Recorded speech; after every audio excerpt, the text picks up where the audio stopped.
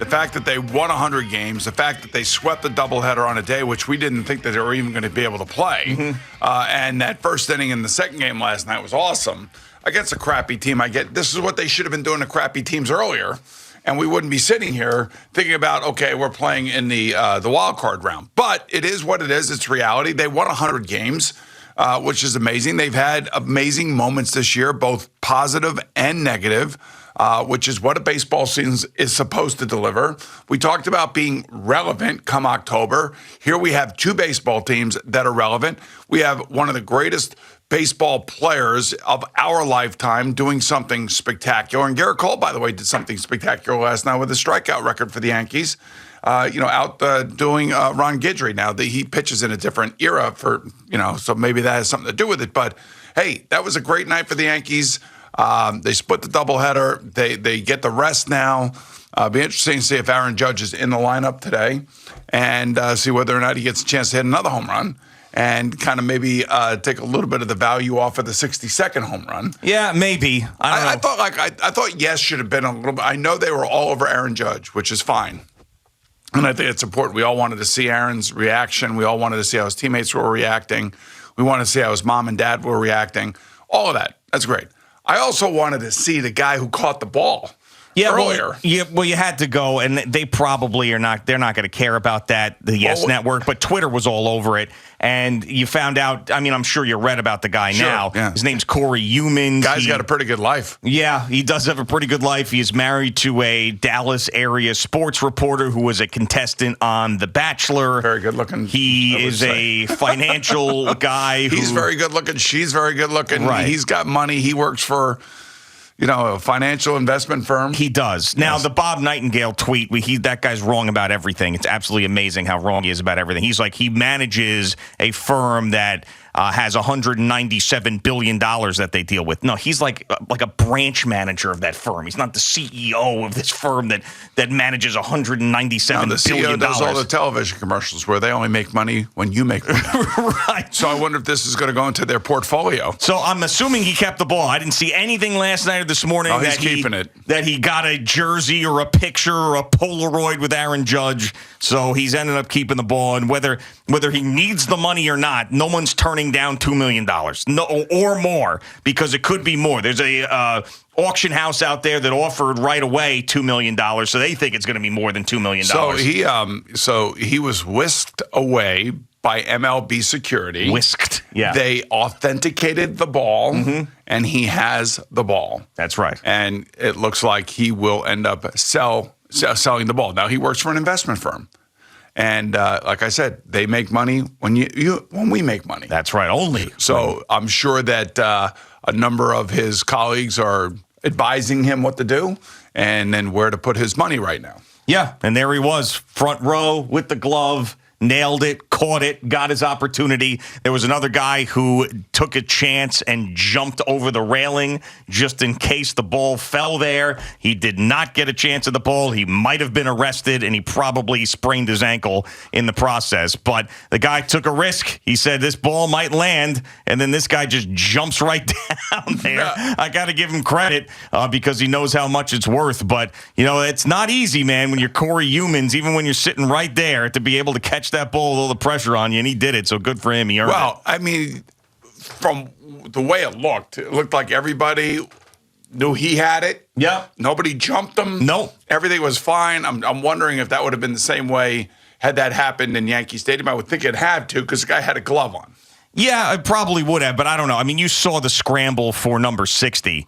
Now, that was not caught by somebody with a glove, but you saw the scramble. And there was a video of a Yankee fan who was sitting next to Corey Humans right after it that he put up on Twitter. And he was like, hey, I'm standing next to the guy who caught the ball here. Show me the ball. And this Corey Humans is smart. He had it in his glove, and he never opened the glove. He just showed him the ball, just in a little crack of the glove. He didn't open it up because then someone could come in and grab the thing. But yeah, you know what?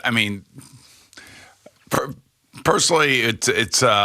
I was just sitting there. I wanted to see it. I wanted to see Corey who caught it. We didn't see it for a while. Yeah, no, you're right. Yes, you didn't see it for a while. Most of that stuff. And they cut away from it. I mean, the ball, and they cut right back to Aaron Judge rounding the bases. Oh, yeah, I mean, that's the story. The story is Aaron Judge. For a lot of fans, the story is, yeah, who caught it and what is he going to do with it? No, I agree. But a lot of that played out on social media. For the Yes Network, it's going to be all about Aaron Judge. He can exhale. I would, even though they've got the 5 days off guaranteed into the ALDS, I would still give him the day off. I mean, he could say what he wants about not thinking about it. This was a grind for him. It's got to be a huge exhale. Another extra day would do him well. I would not have him play in this game. And who the hell knows? Even though he stayed healthy the entire year, it's a meaningless game in all shapes and forms. You don't need him out there and then something freakish happens. Just sit him on a bench and we'll see. Triple crown. He's going for the triple crown. Who cares? It doesn't matter, man. Okay. Well, maybe it doesn't matter. To you, maybe it doesn't matter. And you got a better chance. What if he goes 0 for 5?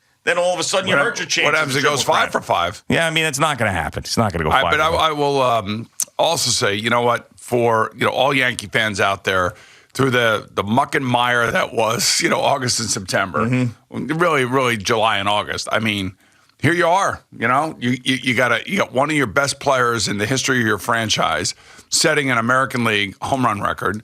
You have your team and their pitching staff lined up the way you want it. Maybe your bullpen is going to be light. Now, you got to believe that Herman's going into the bullpen. That's what I believe.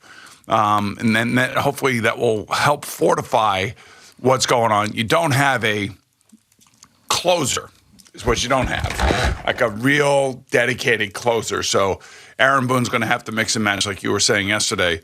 And then for us Mets fans, yeah, there's a little level of disappointment that they didn't win, and now they're going to have to go the long way. Yeah, I think it's more than a little. And last night you got sucked back in a little bit because that the Braves lost the first game against the Marlins. The Mets win their first game, and you're watching the Braves and Marlins start the second game as the Mets are wrapping up a victory in game 1. The Mets come out 7-0 right away in the second game, and the Marlins had opportunities. Now, the Braves had a ton of opportunities as well. It felt like they had first and second, nobody out, one out a million times in this game and never really broke through. And the Marlins had bases loaded, 2 outs in the bottom of the 8th, and you get a pop out to short, and then the final inning, 2 strikeouts and a fly out to right. And that was the end of it. And the Marlins end up losing 2-1 to the Braves, and the Braves celebrate. But I mean, I was into it last night still because I thought maybe today we would actually have an opportunity in the Mets winning in the way that they were yesterday. I was thinking all you need is just 1 inning from the Marlins, and we're going into today with a chance to win the division again. So you basically got punched in the face twice over the weekend and then again last night. So the way you got to look at this now is you got to win 2 games, first 2 games. You got to win those first 2 games. And the reason you have to win those first 2 games is because you got to be ready for the Dodgers. I'd much rather play the Dodgers in a short series than a 7-game series. I'd rather have to only win 3 games as opposed to 4 games.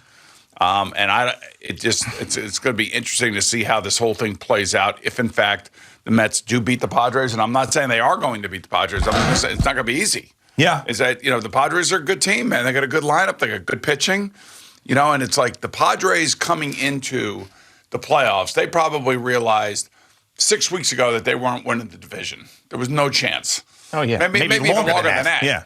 So they were just kind of coasting along thinking, we just got to get in. We just got to get in. And once we get in, we believe we have a team. That's why I think them, the Mariners, and the Blue Jays are the 3 interesting teams to me that are wild card teams that now that the Mets are I'm still having a hard time wrapping around.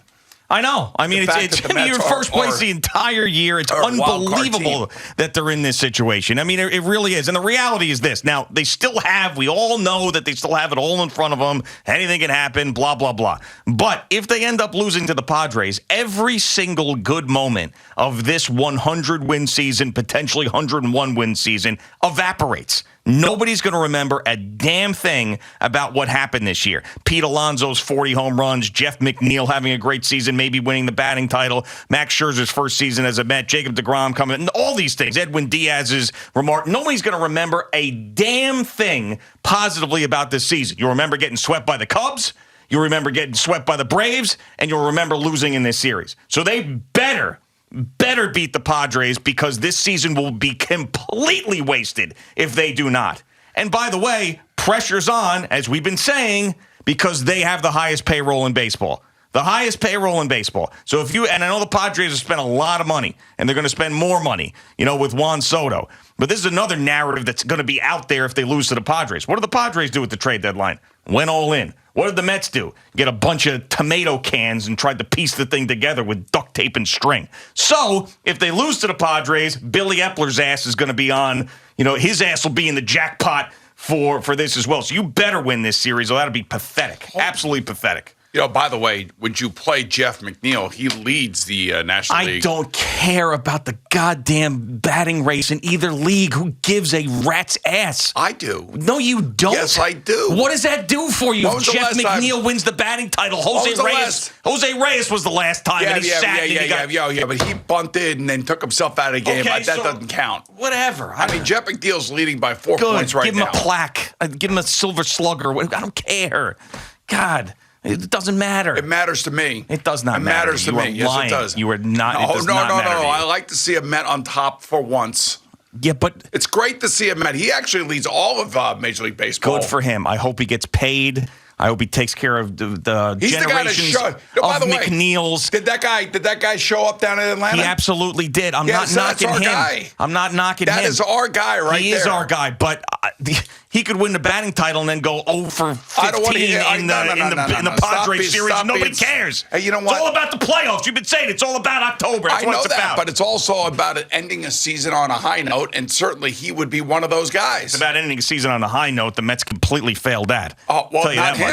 Not because of him. I'm not saying it's because, but just it doesn't matter. It's just some stupid little thing. It's not a stupid little thing. Yes, it is a stupid little thing. It's a hell of an Who won the batting title last year in the National League? The year before that. The year before. Nobody cares. Nobody knows. It doesn't mean anything. You know what? I care. I care because he's our guy, and I want my guy to go out there and win the batting title. Okay. And then if they lose to the Padres, what are you going to do?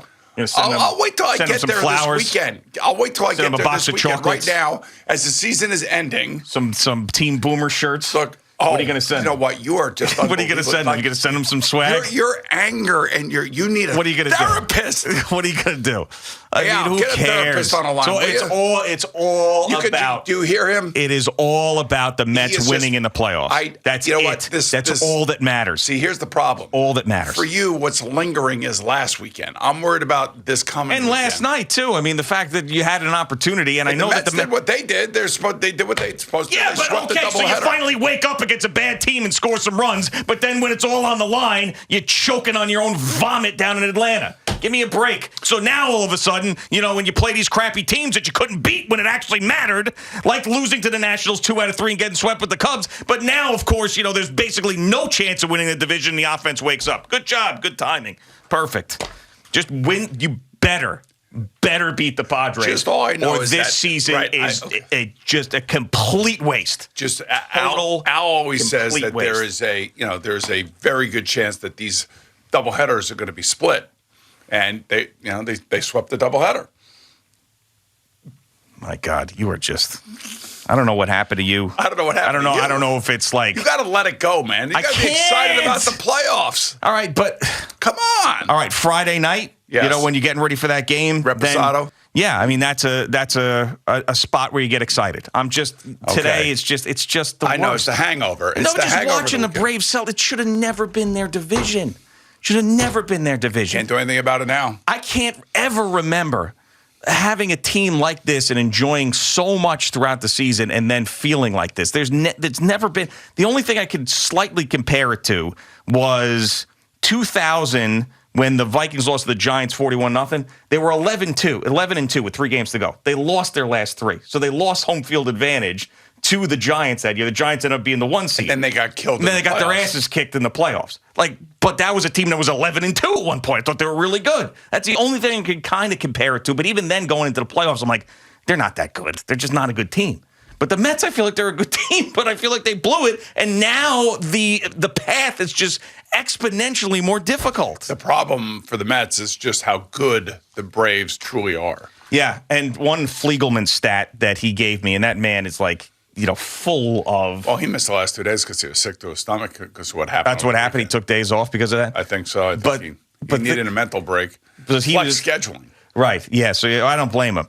So there were 6 teams that had a 10.5 game lead on June 1st. And the Mets are the only ones that didn't cut. The Mets are the only ones who didn't win the division. But here's the other part of this that blows your mind. Out of all those teams, Fliegelman went back and looked at every single one of them. The Mets, out of all of them, had the best record from June 1st to the end of the season. So not only were they the only team not to win a division, they actually had the best record out of all those teams that had a 10.5 game lead on June 1st. So would you say that's still, I know it still comes down to 3 games in Atlanta, and all you have to do is win one of those 3 games, and you're going to win the NL East. I mean, all of this stuff is true. You know, it's not an either or, black or white thing. You know, the Braves came and played ridiculous baseball, but you know, the Mets had it in front of them. All they had to do was win one game down there to get the tiebreaker and change everything for these 3 games here to end the season, and they couldn't do it. You know, I love coming to work with you every day. This is kind of like this is our team. Sure. This is our locker room. Mm-hmm. This is what we're all about. Yeah. And we're winners around here. Yeah, of course, 100%. Except when it comes to the Spanish-speaking station. But we are winners around here, and we like being winners around here. Al, you're a winner, right? Yes, sir. Winner reporting for duty. Right. Eddie, winner? I need winners. You're a winner, though. Yeah. Yeah, you're a winner. Jerry, not so much. You and me, though, we're winners. Of course. So this is our locker room. But your attitude towards our baseball team, I can't have you in that locker room with that kind of negative attitude. Always with the negative waves. Always. I have it too. Yeah, I mean, they ripped We have to every stop. self-respecting Mets fan has the same feeling. They ripped my heart out. How about one of these? If I would have told you at the beginning of the year that they would have won 100 games and they were going to be in the playoffs, would you have been happy? Would you have taken it? No, absolutely not. No, that's the worst. Worst argument of all time. Worst argument of all time. You had it in front of you with DeGrom, Scherzer, Bassett, and you blew it. And the stars of this team that carried them the entire year no-showed. Well, no, Jeff McNeil showed. And he could be the batting leader. He could be the batting leader. He could end up winning the batting title. Yeah, that and $1 gets you $1. Listen, he's our guy. I want him to win the batting title. Okay. That's all. Is it okay? We're not Friday yet. We're not there yet. We're right now. We have 1 game left. Yeah. He can win the batting title. A New York Met can win a legitimate batting title as opposed to the way that Jose Reyes won it. Are you going to be there when they... Like you were all like pumped up for Johan Santana to throw a no-hitter. I was. What did that do for us? Yeah, nothing. Absolutely nothing. You're right. And then he was gone. Yeah, right. No, you're right. It did do nothing for him. But you were all excited. Oh, my God. You had that moment because they never did that before. The Mets threw a no-hitter. They never did it before. Well, so who cares? I mean, at that point I did. Because that was a piece of history. Oh, now all of a sudden this that isn't matters. a piece of history. This isn't a piece What of history. history? It is. It's the only no-hitter. Well, only no-hitter thrown by one guy in Mets history. Yeah, it is. Okay. I mean, but yeah, it got you nothing. You're right. Got you nothing. Still don't have a championship that I can remember. I was 4 in 1986, so you still don't have that. That's all I care about right now. The only thing I care about. You know what you need to do is you need to think about just how lucky you are that you have the job that you have. That has nothing to do with the be able to come in here and talk about your beloved Mets. Of course I know that. I know that every day when I wake up and the alarm goes off. I'm like, oh my God, I'm going in to talk, make penis jokes and talk about sports. That's what I'm doing. That's all I do. It's great. It's awesome. But it has nothing to do with the fact that the Mets still crushed you. I need you to get this out of your system, man. I mean, you think about like a guy like Jerry Seinfeld, who's a big Mets fan. That guy's worth probably $1 billion at this point. You telling me he's thinking like, I'm worth $1 billion. I'm not upset about the Mets. He's probably still upset about the Mets. How about if you're Steve Cohen and you bought the Mets? Exactly, and he's worth billions of dollars. He's still pissed off about the Mets. All right, well, good. So we're all pissed off. Francisco Lindor is going to make $340 million guaranteed. I hope he's pissed off about this. Doesn't matter what you're doing or where you are in life. If you're a sports fan, you care about it, you're pissed off. All right, we're going to the playoffs. Yeah, I mean, you're going to be there when they slap the 2022 wild card champion banner up there, and you can sit there and you can clap, and then you give Jeff McNeil a little slap on the ass for his batting title. What's that going to get you? Give me a break. Hey, and as a competitor, how do you feel about the Lamar Hunt trophy? I mean, come on. Oh, boy. That's a line. Seriously. That's a line cross. That's a line cross right there. I swear to God, you NARPs are unbelievable. See, this is like NARPian behavior right now. This is what's going on right now. You're letting your NARPian kind of blood run through your body, and you're reacting as such. It's just amazing to me. Like Jeff McNeil winning the batting title is nothing. Hey, That's listen. nothing. The guy showed up down in Atlanta. If everybody would have been like him, we would have beat them 10-0. And gee, this feeling by him has long roots. Hey, we still have the best record in the NFL, if that's any consolation, if you really think about it. If you really think about it. If you really think about it, yeah. If you really think about it. Okay. It is Boomer and G. I mean, but you guys just are so negative. God almighty. All right, by Friday, we'll be fired up. We'll get going by Friday. I don't know. I told Al, get a therapist on the phone. Somebody needs to talk to G. Somebody needs to talk to him. Somebody has to have. But we can set up something after the show today. Just get it off your system. There is no out of your chest. I'm seriously, you're the only Mets fan that I know who feels the way you feel. Every other Mets fan that I have talked to is miserable about this. I'm not. I'm like, you know what? It is what it is. It's over with. You can't look back. You have to look forward. That's all there is to it. And, Bill Belichick says, do your job. We're on to this one. We're on to that one.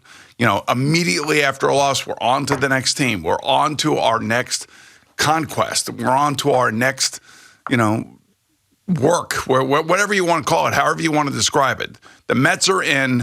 Last week is done.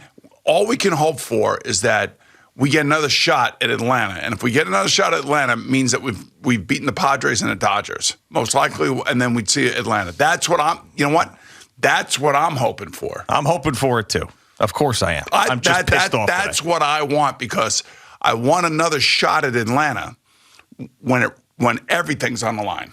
Thank you for watching. Please like, comment, and subscribe. And don't forget to hit the red bell so you're notified when we have new content.